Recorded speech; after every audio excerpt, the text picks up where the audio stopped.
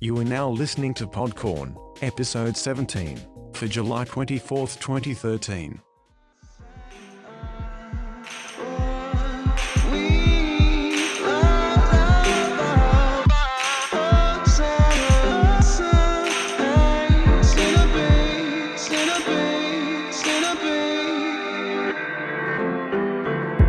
Bino, will you be my baby dad? Yeah. I'm too fresh, man, the world ain't never had me. Yeah. Welcome back to PODCORN by Amy Reeder and Brandon Montclair. Oh, it's different. I tried. Didn't I do good? Oh. Well, anyway, so, hey guys, how's it going? See, I always do that. You said welcome back as if we were away, but we weren't, but we were. Yeah, we left and came back. PODCORN didn't go anywhere, though. Well, sort of, because we recorded on your phone and we took your phone. We went to San Diego, and I haven't been for a couple years. How long since you've been, Brandon? I think it was the year before last, but maybe not. Yeah? Okay. Maybe 3 years ago. Okay. Yeah, it was really fun to go back. I don't know, like, I'll say this, we'll start at the end. You were very happy flying back.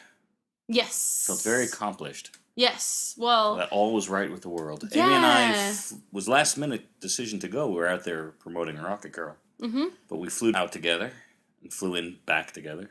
Yeah. And so you were very happy on Saturday. We left on Saturday. We were only there. We came on Thursday morning, left on Saturday night. Yeah, it was a lightning round, and yeah, no, I just felt really great. You know, it was really good of Image. They've been really pushing our book, and so they gave us a whole bunch of stuff to do. And our very last thing that we did was we were on this What's Next panel. You know, again, very happy that we got to be on that, and that's right, both of us. Yeah. We did 2 panels and 3 signings, but the finale was... It was a big room, you know, lots of people, and a lot of positive reaction. So, yeah, I don't know, I felt really good. Yeah, well, Eric Stevenson, the Image publisher, moderated. Mm-hmm. I'm trying to think, I'll go from... Towards Us Nick was... Dragota? Yeah, but first was Ed Brubaker. Yeah. Second it was Joe Casey. Oh, that's right. Mm-hmm. Nick Dragota, I think it is. Dragota, might be Dragota. Me and you. You and me. Rick Remender. That's it. And J. Michael Straczynski. JMS. JMS, as his fans call him. Mm-hmm. Pretty good company. Yeah, exactly. Now only 2 artists and 5 writers, counting me. Yeah. But that's something you're going to talk about in a couple podcasts. But an interesting thing for people to check out is fourthletter.net. David Brothers had a post about artists and writers. Yeah, and if you want a sneak peek, I kind of wrote something about it too. And Amy's Tumblr, which is amyreeder.tumblr.com. Mm-hmm. Yeah, Amy has a nice response. Something we should talk about, but we'll stay topical and talk about yeah, San Diego we're not going to do a double topic? No. Okay, Brandon's the boss. But yeah, so no, it was really good. I don't know, like, you know, you get self-conscious about these things. Whenever you start a new project, you never know how things are going to be received and stuff. You try not to get your hopes up. So it was just really cool that we got a chance to push things, that people seem to react really well. We handed out a ton of prints, right? Do you know how many we brought? Or? Well, I can only estimate, but I'd say about 200 or 250. Okay. Yeah, that's pretty good. Yeah. They were nice prints too, 11 by 17, nice paper, and yeah, we just tried to call out to people free prints, and you know, sometimes people get worried when they hear the word free, but they were actually... Yeah, they think strings are attached. But yeah. Image had, you know, a regular booth, but it was kind of... It had an inside and an outside. Mm-hmm. And the first couple times they put us on the outside, which wasn't like the regular flow of traffic. Mm-hmm. You had a lot of passers-by. Yeah. But it wasn't like, hey, we're here with Image and we're doing our thing. Mm-hmm. So I think So that was the first two signings. Correct. Where we were giving away posters. Yeah, yeah. And then the last one was inside. And I'm pretty sure the last one we did was more foot traffic and giveaways than the other 2 combined. Oh, it was? Although on the first day you were doing sketches, and that slowed us down. Also, the last one was 2 hours. The second one was First one was 2 hours too, yeah, you're right. Yeah. But anyway, It was amazing to go and see Rock Girl like 25 feet tall. oh man, yeah, so the image booth has this really great display. It has like, yeah, there's just like this huge picture of Rocket Girl. And I wanted to take a picture of it. I had other people take pictures, but I kind of wish that I had taken like multiples. I don't know what I was thinking. You know, I mean, it's always a whirlwind when you go there and stuff. So it was great. I hope that we made some new friends. And I know that there were people who wanted sketches, and they were super patient with me because I was trying to concentrate more on handing stuff out. So like 1 or 2 times we made a deal with people who wanted sketches, saying like, well, if you want one, I can do it piecemeal, but you got to bring people over while I'm drawing it to get free prints. So they were basically like working for us, and they totally seemed like they were working for Image. It was kind of hilarious. Yeah, it was And a good deal awesome. on them, though. They got a sketch, you know. Yeah, but they were like, I was really surprised just how quickly they were just game for it, and they were like really outgoing about it, and like did a really good job summing up the book. I was like, wow, Now, there's you so don't many people often- who could work in comics, Yeah. you know? Well, exactly. But you don't often work for... You don't often take commissions at conventions. You No, I don't sometimes do but not commissions. often. Yeah, But you rarely turn down anyone who wants a sketch. a sketch. Sometimes if your wrist ain't feeling it, or Yeah, your thumb. yeah. But, it really was, we only had set booth times and you couldn't do both. But I think people, if they had a nice poster for you know what I mean? It's Yeah, I mean, we were still doing nice things, so you did do a bunch of sketches. I did, yeah. But yeah, I don't know. So that was cool. It was nice to see and meet some people. I got to meet Ed Brubaker, and he's quite a colorful fellow, but he was really nice to talk to. And got to talk to Eric Stevenson for a little while, which was very cool. And Ron Richards from Image. Yeah, Ron Richards, got to meet him. And David Brothers, we were David just talking about his Brothers, post. Yeah, he's now at Image, and he also writes, like He used to do a lot reviews for and Comics such. Alliance. I don't think he's doing that anymore because So why is it, though, if he... Because Fourth Letter's his. Oh, Fourth Letter is his. Okay. Yeah. Okay. Yeah, I was curious about that. Fourthletter.net, which is, and always has been, my favorite of criticism sites. Although he does it in flurry. Sometimes he doesn't do too much comic stuff for a while. And sometimes he hits it up. He got to moderate our first panel, which was kind of like a Image sci-fi panel. That's right, and that panel included, we got to get back to our Yes, last that's right, panel. that's right. Well, let's start with, we'll go with the Image Sci-Fi, which had a funky name of, future dystopias, laser... Rocket ships, laser packs, and dystopias. Right. But I feel like, I don't know if people realize that was an Image panel straight off, but who knows? It was all Image Sci-Fi stuff, and it really was all different angles of sci-fi. And I'm trying to remember who was on it. Was Joe Harris was on it, who writes Great Pacific. Matt Hawkins, who's I think he's an editor-in-chief of Top Cow, also writes Aphrodite 9.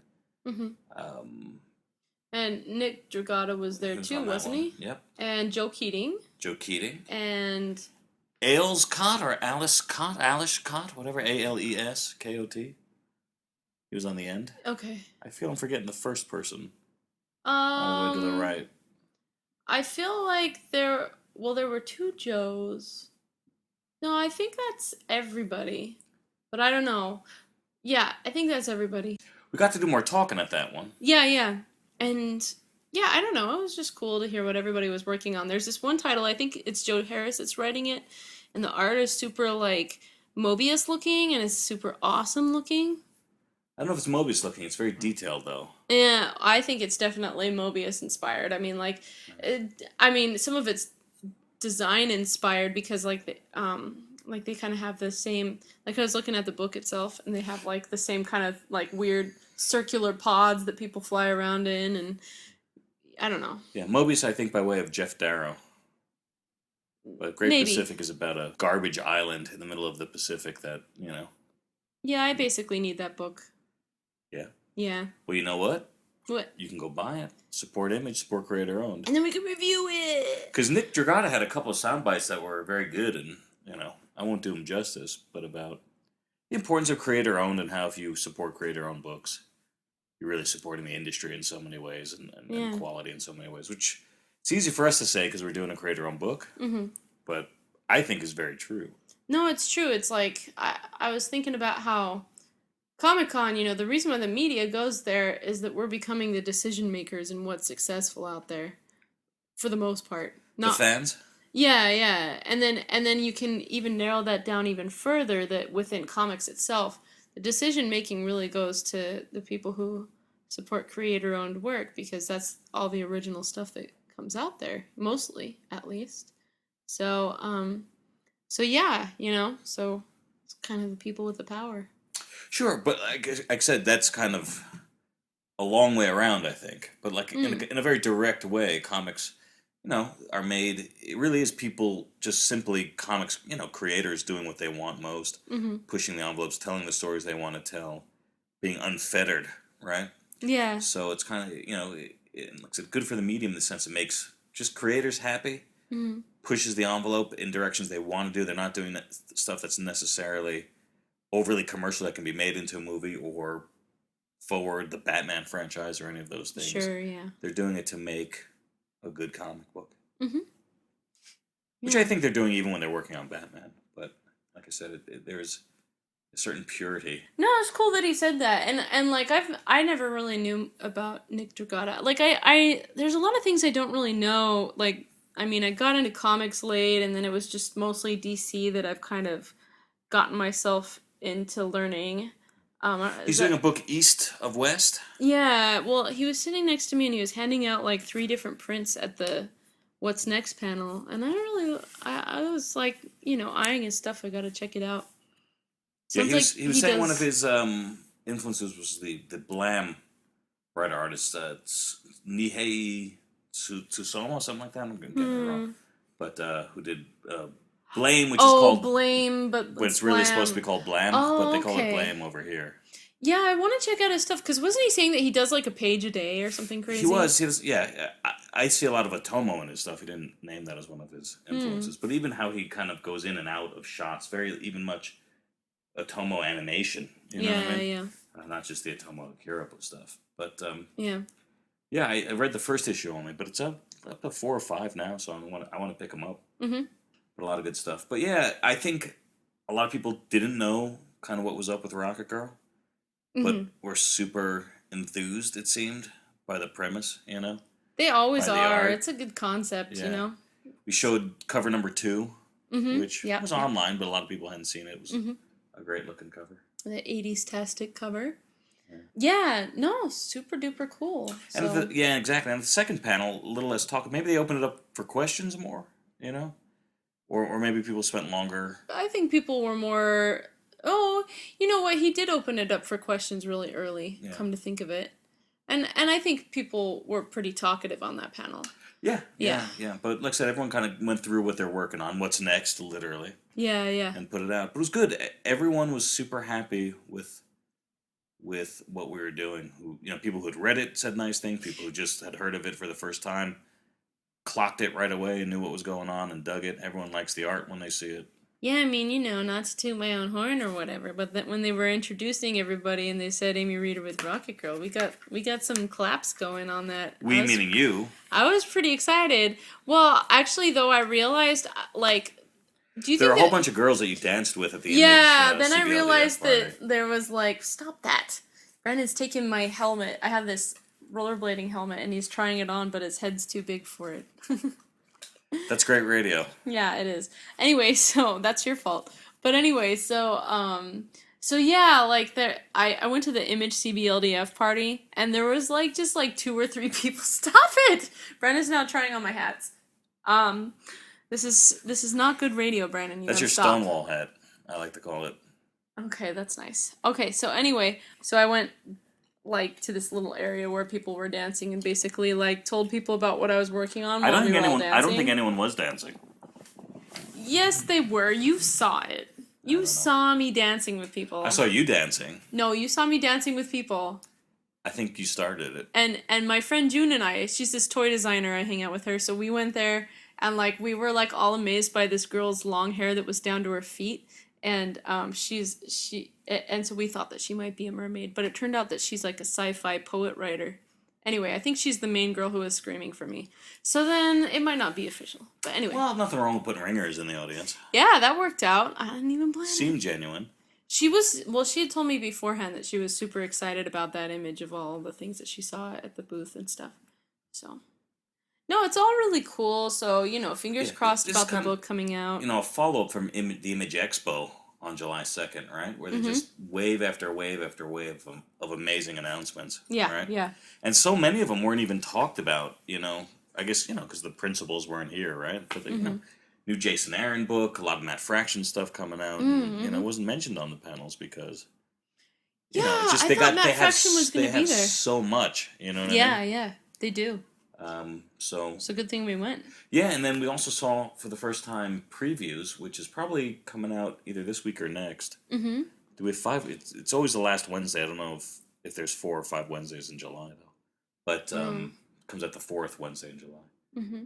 But there's a lot of competition, new number ones. Oh, really? I need to take a look. Yeah, well, that Velvet book by Brubaker and Epting is on the cover of previews. Ooh. Yeah, and then there's our book. Kieran Gillian has a book called 300, and the Emma Rios drawn and Kelly Sudaconic written, which is not called East of West, because that's the book we were just talking about. It's called Pretty Deadly, yeah. Is also coming out. Pretty Deadly with the great previews blurb basically saying, it's like, if you like the fantasy of Sandman and the westerns of Preacher, this book is for you. So... They went right for the Vertigo. Yeah. Yeah, it looked pretty. I just took a look at it. If you like Shakespeare and think Picasso is pretty cool, then you're gonna like Rocket Girl. Nice. That's a good way to go. Shakespeare and Picasso. So I'm Picasso, and you're Shakespeare. I get the better of that too. Wow. Although you're not a Shakespeare fan. Yeah, I think Picasso is better than Shakespeare. You're so contrary. You say, yeah, I'm contrary. No, I wanted to like Shakespeare so badly. I just can't. Sorry, guys. I don't understand what they're saying. But anyway, so the con in general, I thought was super cool. I don't know. Yeah, I haven't been there for a while. Yeah, it just it was super cool. Like I just felt like, everybody. Do you think it was super cool, Brennan? Whatever. So everybody says that it's a problem that the media is there and Artist Alley is shrinking. These are all valid claims. Artist Alley was minuscule. It was pretty small, but I knew that it was already going to be A lot of artists small. have decamped and have set up in other places. Yeah, they just basically moved their way out into the main area, which I'm sure is more expensive. And it's like all over the place. I saw Sergio Aragonés. I caught up with Ted McKeever. Yeah. You saw, I know, Eric Canetti. Yeah. We both caught up with Felipe Smith. Mm-hmm. Yeah, they all really... There's like a lot of different locations where you can find artists. Plus a lot of publishers, especially DC, but other places kind of host artists. Yeah, exactly. And that's the way. But, I mean, Artist Alley is small. Yeah. Considering how vast it was at New York Comic Con, Mm-hmm. But New York Comic Con and San Diego are probably getting close to attendance, close to each other. Yeah. But San Diego capped it a long time ago and doesn't squeeze every last ticket out. Sometimes it gets crowded. I'm sure there's people want to go to the different movie things, get kind of swamped. But it was very manageable, I think. Yeah, they do a good job with Whereas the New York flow. was disastrous. I mean, though, like, in New York, you never have that part where you can't get to the street across the tracks, Well, that's because there's so many different... Well, but I'm talking about, you can be... At New York Comic Con last year, you could try to get from Artist Alley to the floor and back, and it'd take you an hour. Yeah, I think that was just a temporary problem based on how things were set up. You were also at Denver, which had some traffic problems, but it wasn't traffic problems. It was just like they didn't have enough people working to get everybody's passes in. Yeah, and so then the fire marshal couldn't handle like the people waiting to get in or something like that. Yeah. But we talked about different people that we met. Some favorites. Yeah. Let's see. Well, you mean like Eric Canetti being awesome? He's a big fan of yours. Everyone who likes your stuff a lot, you like even more. Okay. Although Eric Canetti's a brilliant artist, isn't he? Yeah, that's the thing. Like, I was already a big fan of his, so, like, it was cool. He was saying nice stuff about my stuff on Twitter, and then handed me his art book. It was awesome. I think he wants to start doing more creator-owned stuff. He was saying that he was... Well, not just that, but obviously, I mean, literally comics, right? Comics, more interior stuff. So. Yeah. So, I'm looking forward to that. I'll buy it. We saw Felipe Smith, who we both know from our Tokyo Pop days, and who is awesome. I always said 2 people from Tokyo Pop I want to work with, Amy and Felipe Smith. But see, it's funny, because, like, what are you going to do with Felipe Smith? He's totally a writer-artist. Well, at the time, I was an editor, so it'd be like, I'd love to help Felipe publish something. Yeah. He's doing some storyboard work now for Teenage Mutant Ninja Turtles, but and he was actually doing design, right? He was doing storyboarding, I think he said. Yeah, that's right. He storyboarded, and then they moved him over to design. For the Nickelodeon series. Yeah. But he was hawking Peepo Choo. Yep. One of our favorites. Yeah, I got a friend to buy all 3 books. I bought the T-shirt. Brandon bought the T-shirt of Peepo Choo, who looks kind of like Pikachu, barfing. It's really nice shirt. Actually, It looks pretty tasteful for a barfing Pikachu. That's because it's like black on black, so it's alright, you know. It's pretty nice. Who else did we see? Trying to think. You name a few. Rob Valoia Penguin. Rob Valoia Penguin, but nice. Well, Rob's just a blast. But Henry Flint. Henry Flint, who I never got to meet. I've worked with him a couple times. One of my all-time favorite artists, 2000 AD artist. Currently doing a Judge Dredd along. I don't know if that's being serialized in 2000 AD or if it's going to be its own thing. I think it's being serialized. It's interesting because it's based on the movie Judge Dredd. Interesting. But he's done a lot of Judge Dredd, a million other things. A book called Zombo, you know what I mean? Shakara, he's a co-creator of. Great artist. Did Haunted Tank over here, Omega Men over here. Yeah, which Brandon worked with him on. Yeah, and a few pages of My Fearsome Four, which I wish was more. But it was, it's great because, you work on a daily basis with a guy for a significant amount of time. I mean, 5 issues of Mega Men, 6 issues of Mega Men, I think. 5 issues of Haunted Tank. And you never meet him, you never see anybody face to face, so this is the first time to meet him face to face. And he was doing gangbusters, He says he thinks he did 200 sketches. Oh, really? Because his job, because basically 2000 AD flew him in just to sit there and do sketches for people. Oh. Yeah. I mean, so did he get paid for it or anything? No, I don't think so. I mean, I don't know if 2000 AD paid him. He did have a print that he sold out of that were $10, limited to 100. I don't know if that was 2000 AD helping it over. Maybe it was just to meet the fans. I don't know what it was, but but amazing Henry Flint. Everybody should check him out. Well. On his various 2000 AD collections, or Haunted Tank. They never collected Omega Men. Really? Yeah. Huh. Well, I have all the issues. Well, there you go. Hey. Got to talk to Ted McKeever, who's doing... Oh, I didn't get to see him. Miniature Jesus right now for... Not to be confused with Punk Rock Jesus. He has the best title names. Miniature Jesus, the follow-up to Mondo. Yeah, Mondo. He's done 3 books recently for Image, I'd say, in the last 2 years. Metaphor... Mondo and Miniature Jesus. Metaphor was pretty cerebral, pretty cool, kind of like his more out there stuff. You can really read it and reread it, and maybe it's a little bit hard to get into if you're not a Ted McKeever fan. But Mondo is complete and utter like insanity and fun. You're just laughing the entire time. Yeah, I read like the first issue of it. And then awesome. Miniature Jesus is going on now, but. To me, it's kind of fallen right in between the two, so we'll see. Interesting. We'll see where it ends up. So far, so good.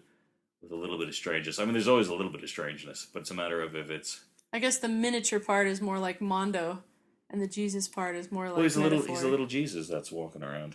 Nice. Also, I mean, I'm a huge Ted McKeever fan. I'm always trying to get Amy to. Amy always picks up his stuff and say, "Hey, we got to do it." And, oh, this is great, but then we never get around to it. To read Ted McKeever? Yeah. Well, maybe we'll review something and then I'll have to read it. Yeah, Eddie Current is one of my favorites of his. I think it's very cool. It's funny because he's one of those artists that, like, it's just like, he's got to just have so much bravery to draw the way he does, where it's like every panel is so different stylistically and he just kind of goes with it. And of course, when you do that, you end up with some really cool stuff, and then you'll have a few panels that are just kind of like, but since they're amongst a bunch of like genius pieces of work, then it all becomes perfect. Yeah, he's great. I mean, and most of his library is available through Image through Shadowline, Yeah. with the exception of Plastic Forks, and I don't know why that is. But he did a Wonder Woman, Batman, and Superman, 3 different one shots that were kind of like based on like not based on, but influenced by like 30s horror movies, which were fantastic. Wow. He's done all kinds of short stories, especially when Marvel was doing those 80-page giants 5 years ago. He was doing like an 8-page Doctor Strange story here, or Simon Garth zombie story there, and it's just brilliant stuff. Did Extremist with Milligan at Vertigo. Did Industrial Gothic, tons of stuff. Cool. Yeah, but he goes through maybe periods where he hasn't done anything, but in the last couple he's pretty consistently done 3 series in a row, all for Image, all for Shadowline. And they're great. So cool. He's finishing up Miniature Jesus. Nice. Did not see Sean Murphy. I don't know if he was there. Oh. I don't know. I Speaking think of he's Jesus. not. I don't think he went, but I don't know. But we did see flying in and out Brad Walker. That's right. He was on our flight in and out. And I believe he's doing New Guardians, one of the Green Lantern books, New Guardians, I think. Yeah. In that Manhattan, sounds right. Not many Manhattan comic artists. No, not a ton. Time. Not a ton. Whereas in years gone by, you had to live here to get work. True, yeah. Well, most of them are in Brooklyn, I guess. But yeah, no, that was cool. I've never really met him before, so that was cool. Yeah. He seemed like a cool guy, and then I looked up some of his art, and it's pretty amazing, actually. So, yeah, I'll have to watch him. Also, somebody who we met that we always see, who's a friend of ours, is Shane Davis. And during that weekend, they announced that you have a book with him that's going to be coming out digitally. Yeah, Batman Legends of the Dark Knight. It's August 1st and August 8th. They split it in 2 parts. Yeah. We'll talk about it next week, I think. Yeah, but it's super awesome that it was all like it's going really on cool. during San Diego. It was not designed to... Yeah, right? It was like... It's been sitting for a while. It was something that he picked away at while he was working on the 2 Superman hardcovers. Earth 1 hardcovers. But it's really a fun story. It was never meant to be divided. So we'll see. It's like, it has a twist at the end. I don't think that gives anything away. But you read the first one, so this is just like a Batman story I've heard 100 times. That's so we'll see how people react. Yeah. Well, I mean, you know what though? It's such a fun Batman story. Yeah. That like it's so like quintessential Batman that it's like. Maybe people will get into that. And I mean, of all people, like, Shane's been wanting to draw Batman forever. And I'm pretty sure that people who love Shane have been wanting him to draw Batman for forever. Yeah, I mean, he's drawn Batman. He drew Batman early. Oh, that's right. Career. He did Superman Batman. That's right. Well, and before that, he did Batman 646, which is one of the first books. Oh, okay. I ever worked on as an editor. And he did Batman Annual 25. Okay, so I guess he's done a lot. Well, yeah. No, I don't know. Well, I'm super excited. We co-wrote this. This was based on his idea. So we kind of, knocked it out together. I think it reads great. But I mean, I know what the concept is. I think I read the whole script and I really loved it. I haven't read the book yet. Well, we got the first lettered proof today, but only for half the book. Okay. So. Yeah, or you mean the first book? Right, exactly. Yeah, it's going to be, like I said, DC Online usually does 10-page installments. This was 22 pages. So what they did, just because it was the better split, they're doing 9 pages on August 1st, and then the balance 13 pages. And then a whole bunch at the end. Right. Nice. I think it's only 99 cents for those. And they usually print them later on. So yeah. There's a beautiful cover. I don't know what they're going to do, because this doesn't really call for cover stuff, but maybe... Oh, I'm sure they'll do. I'm sure they'll somehow fit in that cover in a way. Yeah, no, I think it's super crazy exciting. So, anyway, hopefully that'll also help Rocket Girl. I mean, you gotta help me out here. No, I don't know. So it was cool to see Shane. And who else? It was good to see Jamal Igle. I mean, he lives here, so I see him a few times, but it looks like he was pretty busy at his table with some Molly Danger goods, and I believe his book is coming out in August, so that's coming up. Yep, also a fellow Kickstarter. Yeah, yes. And speaking of Kickstarter, there was tons of people who were our backers. Yeah. So appreciate all of them coming by. Yes, yes. And hope to see more of them in New York. Mm-hmm. And actually next week we got Boston coming up, right? Mm-hmm. What is that? August 2nd and 3rd? I don't know. Yeah, that sounds Something right. like that.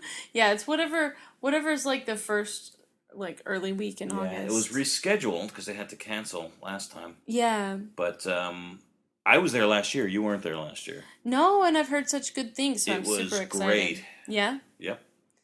Yeah, hoping for good things. You guys should come out there if you want to, because like, I mean, you know, I'll be doing free sketches there. Yeah, and if you're we in might the- have some Rocket Girl Yeah. stuff, so And if you're within Boston driving distance, you should really go and support it because it was they had to cancel it, unfortunately, during the bombings, which, you know, of course you have to do. yeah, they're searching for The the marathon guys. bombers. Yeah, well, just Law and Order, right? But the show's really good, and it's like, you know, it deserves the support. And, you know, Yeah.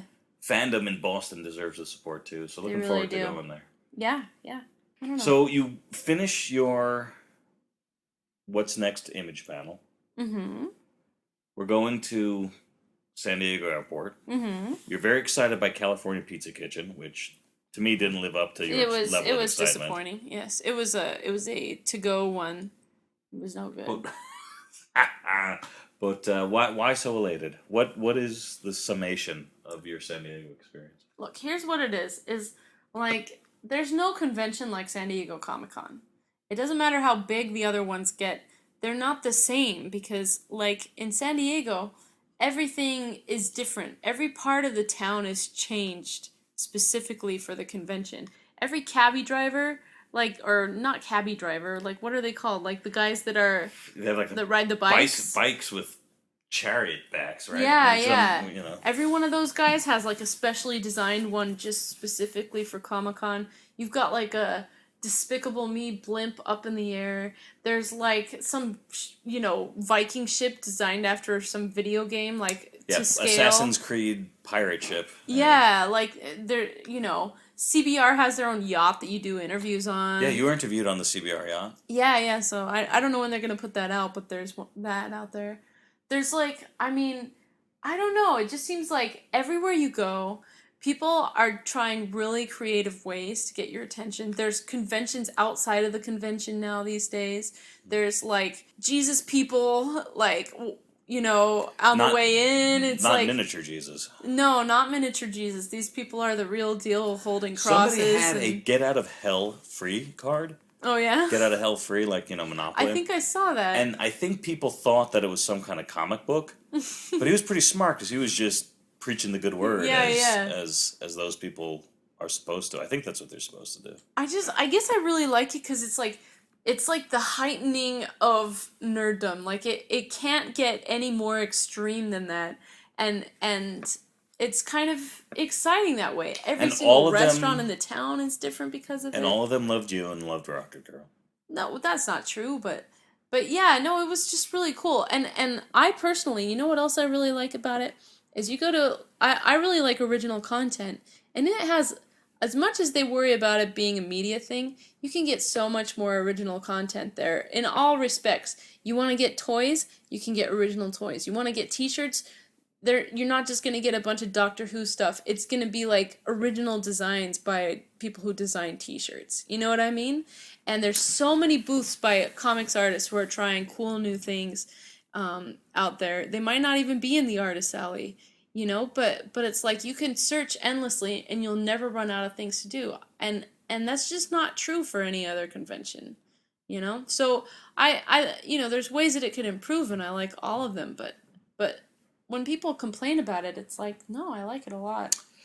Yeah, I never complained about the media presence or whatnot because it's like, well, comics are so limited. You know, you don't want to be preaching to the converted all day long. Yeah, you know it's what I mean? kinda It's nice. like if somebody's there for, And they try so hard to get there. well, I'm saying if somebody's there for Twilight, Yeah. but they're surrounded by comics, well, why can't a Twilight fan dig Rocket Girl or dig Miniature Jesus or dig Animal Man by Jeff Lemire. You know what I mean? Yeah. It's like you really, it'd be nice if you could kind of project past the comic people at a place like Comic-Con. Yeah. But the drawback is, they're turning away 100,000 people a year at least. If you want to go next year, you better have be gearing up right now for your plans. Yeah, no, it's true. It would be everything that it is in San faulting Diego. them for being popular. And No, because it's a non-profit organization and it has a great history in San Diego for sure. Mm-hmm. But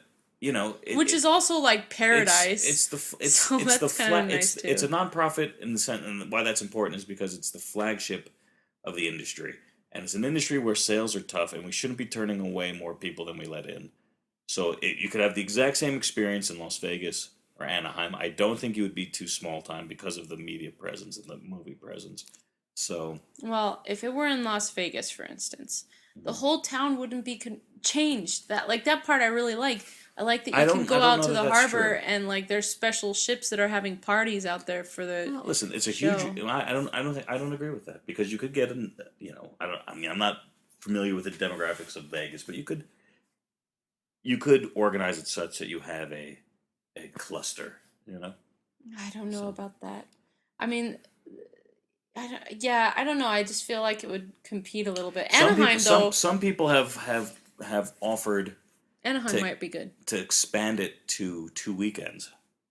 Interesting. To start on a Friday and end on a Monday, 10 days apart.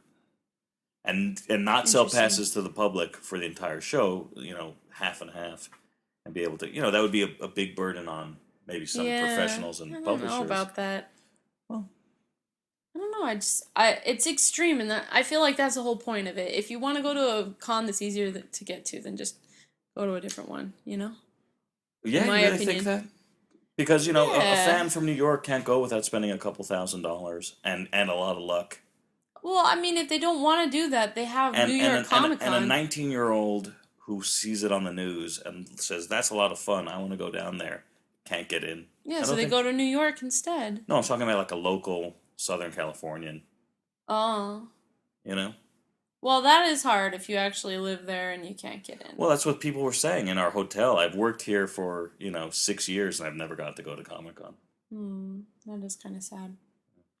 Yeah, I don't know. I'm sure it could improve in some ways, but I'm just saying that I really liked it. And I don't mind crowds. We live in New York, so it's like you just deal with that. That's part of life. The crowds were fine. Yeah, they were fine. They were run well. Anyway, it was a good trip. So, yeah. Next week, Boston. And also Brandon's, we're going to talk more, since that's when DC it releases, Digital right? Online, yeah, exactly. Batman, It Legends releases of the Dark Knight. next week. August 1st, they say. Wow. So... Break the Mold, Part 1. Yeah, cool. All right. So we're going to talk about that as well. Some Boston, some Brandon, Batman with Shane Davis. Anyone in Boston listens to this podcast, come and say so at our table. Yeah, say you listen to PODCORN and maybe we'll get you something. Yeah, you'll get something cool. Yeah. We've got to figure out what that is. Rocket Girl print? Probably, yeah. All right. Some buttons? Some buttons. Just whatever. We want you guys to listen, so. Yeah, cool. All right, well, thanks for listening, and have a good one. Yes, and as always, thanks to Chris Robinson. Yeah. Who's launched on fanbros.com his digital comic, right? We're talking about digital comics. Fearless Future. Check out that. Thanks to him for always taking care of these podcasts. Yeah, he's the best. At Chris Robinson on Twitter. At Amy Reeder on Twitter. And at B. Montclair on Twitter. Correct. All right. Till next time, guys. Bye.